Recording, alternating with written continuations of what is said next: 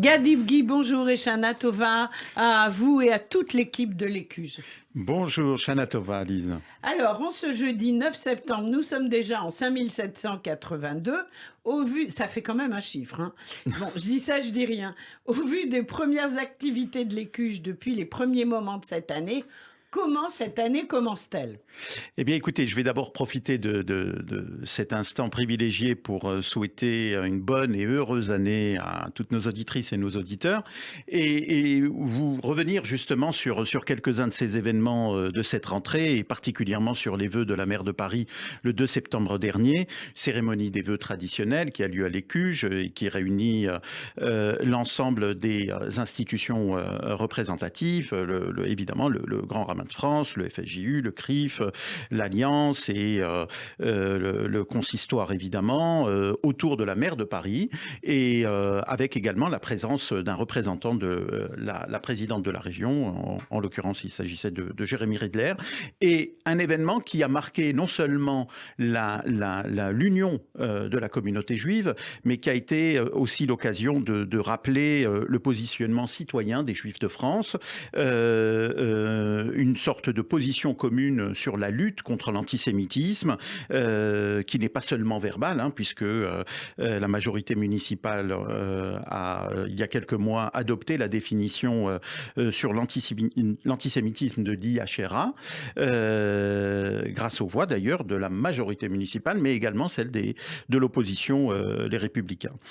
Donc il n'est pas anodin non plus de voir lors de cette cérémonie une grande participation des adjoints à la maire de Paris et des maires d'arrondissement. Donc on voit bien là un message envoyé à la communauté juive. Notre rôle au sein de la cité est important, il est reconnu. Mais nous avons également un certain nombre de points sur lesquels nous souhaitons que les politiques, et particulièrement les politiques de la ville de Paris, puissent se saisir, et entre autres, nous l'avons dit, la lutte contre l'antisémitisme en région parisienne. Voilà, donc c'était un moment vraiment de convivialité qui s'est déroulé, qui d'ailleurs a été très suivi sur les réseaux sociaux, en direct. Entre le samedi 4 septembre avec l'association Lecture Sefer et les offices traditionnels de Rosh Hashanah les 6, 7 et 8 septembre, comment tout cela s'est-il articulé, passé? Mais écoutez, c'est effectivement à l'image de ce qu'est l'Écuge, hein. Le mois de Tishri, c'est un mois de vie juive extrêmement riche, et cette richesse se traduit par des offices et des participations de groupes très différents. En l'occurrence, en ce même lieu, à cette même adresse, s'est déroulé samedi dernier un office participatif au cours duquel les femmes jouent un rôle important. Elles participent à la prière. On est dans le cadre d'un office mené par Lecture Sefer, cette association dirigée par Liliane Vanna, mais par tout un collectif de femmes et d'hommes qui ont une vision différente de ce que peut être l'orthodoxie aujourd'hui en France. Et en même temps, ben évidemment, nous avons nos offices traditionnels de rite marocain, de rite tunisien. Et ces offices se sont passés de manière... Il n'y a pas encore d'office HK. Eh bien, en l'occurrence, j'adorerais accueillir un office ashkénaze. Mais en l'occurrence, si certains auditeurs ou auditrices pensent que c'est utile, nous serons là pour les accueillir. Tous ces offices se sont passés de manière exceptionnelle. Il suffit d'avoir un minyan et puis exactement, vous les accusez. Exactement. Vous les accueillez. En l'occurrence, pour ce qui est de la vie juive et du début du mois de Tishri, on est extrêmement heureux. Cela laisse augurer une très très belle, un très beau démarrage de l'année pour nous à l'Écuge et à l'Institut Wiesel. Alors entre Rosh Hashanah et Kippour, il y a souvent une tension, et pourtant l'Écuge organise des portes ouvertes dès le dimanche 12. Oui. Dans quelques jours, nous accueillerons toutes celles et tous ceux qui, curieux, voudront découvrir la programmation annuelle de l'Écuge, la programmation culturelle qui sera dévoilée lors de cette journée portes ouvertes, mais également qui aura l'envie, le désir de rencontrer toutes ces personnes qui, pendant cette année et demie de confinement, de difficultés autour de la pandémie, n'ont cessé de travailler pour accompagner les publics. Donc, il s'agit évidemment de vous accueillir dès 11 h du matin, dimanche 12, pour une journée porte ouverte au cours de laquelle on pourra évidemment s'inscrire à toutes les activités. Bien on sûr. pourra profiter du rooftop, de convivialité, de musique, de buffet, de cocktails et se retrouver dans la joie et la bonne humeur, en participant d'ailleurs, en vivant certains de ces ateliers, puisque tous les responsables seront présents. Voilà. Alors, cette année, maintenant, on va se recadrer un peu sur Kippour.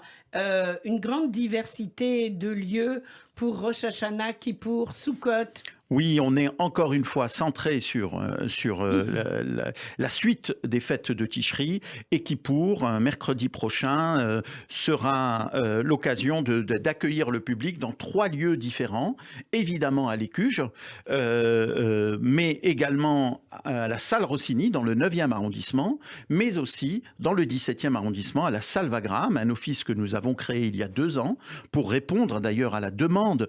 Vous vous souvenez qu'il y a 2 ans, beaucoup de synagogues avaient demandé, pour dire ça poliment, aux femmes de rester chez elles parce que les places le nombre de places était réduite, et la réaction que nous avons eue a été de créer un office dans lequel les femmes avaient leur place comme les hommes, et nous poursuivons cette logique avec l'office de la salle Wagram qui va se dérouler cette année encore. Et puis évidemment, vous parliez de tension. La tension, elle est aussi purement logistique. Bien sûr, bien sûr.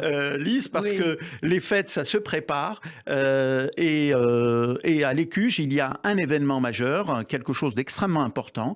C'est la construction de la souka sur le rooftop de l'Écuge. Que j'attends tous les ans, impatiemment. Et donc, on va tout simplement enchaîner dès aujourd'hui la préparation de cette souka sur le rooftop. Complètement rénové. Exactement, qui est rénové et qui vous accueillera pour les fêtes de Sukkot également. Alors, un nouveau type d'activité pour de nouveaux publics le 18 septembre au soir. Que va-t-il se passer ? Eh bien, écoutez, la rentrée, c'est l'occasion de retrouvailles. Et nous avons envie de retrouver tous les publics de l'Écuge. Et les publics de l'Écuge, ce sont les enfants, les jeunes adultes, les parents et les plus anciens qui viennent partager des moments tout au long de l'année. Plutôt samedi soir, 18 septembre, nous aurons une très très belle soirée. Une soirée dansante, un mix qui sera fait par Plutôt pour les jeunes ? C'est plutôt pour les jeunes, c'est plutôt pour les 18-35 ans. Même si je me faufilerai dans la foule pour m'assurer que tout se passe bien. Mais vous, cher Gad, vous serez un peu l'adulte vigile de service. Non, je pense qu'ils n'auront pas besoin de ça, mais c'est surtout moi qui ai besoin de ça. Mais en l'occurrence, on aura le plaisir d'accueillir 2 formidables DJ. La DJ Charou, qui est plutôt une spécialiste du judéo-électro-oriental, et Igalo Hayon. Et puis tous les 2 vont mixer toute la nuit, disons-le, pour ce public qui viendra s'amuser, se retrouver après cette pause estivale, et qui se retrouvera à l'Écuge pour cela. Je précise, l'accès à l'Écuge est conditionné par le pass sanitaire, et nous proposerons la possibilité de faire des tests sur place, des tests antigéniques sur place pour les jeunes. D'accord. Donc alors là, vous qui nous écoutez, vous faites passer. C'est la soirée des jeunes à l'Écuge, le 18 au soir. Vous en parlez aux jeunes générations pour qu'ils viennent avec leurs copains. Ça va être très, très, très sympa. Et leurs copines. Et leurs copines. Oui, ça c'est Gad. Hein. Ouais, c'est vrai, moi je dis plutôt les copains. Gad, il dit les copines. En tous les cas, ils seront tous et toutes les bienvenus. L'Institut Wiesel, maintenant, donnera la parole à 2 personnalités hors pair dès octobre. Oui, vous pouvez d'emblée réserver les places pour partager des moments privilégiés avec 2 grandes personnalités du monde intellectuel. On a parlé de Boris Cyrulnik, qui viendra nous présenter son nouveau sujet, hein, Boris Cyrulnik va nous faire partager ce qu'il appelle les nouvelles familles. Et ce sera le 4 octobre prochain. Le nombre de places est limité parce que nous souhaitons organiser cet événement à l'Écuge. Il y a 200 places. Et nous accueillerons également le 21 octobre pour la leçon inaugurale de l'année universitaire Monique Cantos-Perber, la philosophe, qui viendra inaugurer cette année sur le thème de la liberté d'expression. Magnifique. Alors, quel message Gad à l'occasion de Rosh Hashanah? Ben écoutez, au-delà des vœux, j'ai envie de lancer un appel à toutes celles et tous ceux qui ont envie d'apprendre l'hébreu cette année. Ah oui. C'est une année extrêmement... Quel que soit leur âge. Parce qu'il y a un point d'orgue sur les ados, j'avais envie de le dire. Quel que soit leur âge, puisque nous lançons des cours pour adolescents également. Et après 2 années de difficultés pour se rendre en Israël, nous aurons tous envie de nous y retrouver dès que ce sera possible. On espère très vite. Ah oui. J'ai envie de vous dire que à l'Ulpan de l'Écuge, les formules vont nécessairement répondre à vos attentes, dans la mesure où nous avons des cours le matin, Oui, le soir, le dimanche. Nous avons des cours en ligne, des cours en classe. Nous avons des cours sur 12 niveaux différents. Nous accueillons des publics différents. Hein. Nous avons des cours pour adolescents, un cours d'hébreu pour les jeunes adultes qui veulent se retrouver, mais également des modalités de financement les plus larges possibles, puisque nous sommes éligibles au CPF, au compte personnel de formation, oui. Et évidemment, toutes les personnes, quelles que soient les conditions, pourront être accueillies à l'Ulpan de l'Écuge. Donc, pour tout cela, www.ecuge.fr,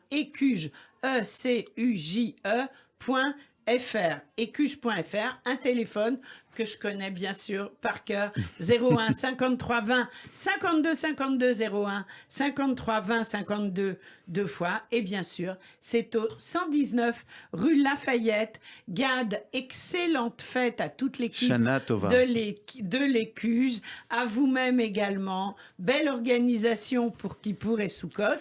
Et nous, on se retrouve dans 2 semaines, parce que la semaine prochaine, c'est Kippour, bien sûr. Avec grand plaisir. Allez, on vous embrasse et à dans 15 jours. Au revoir.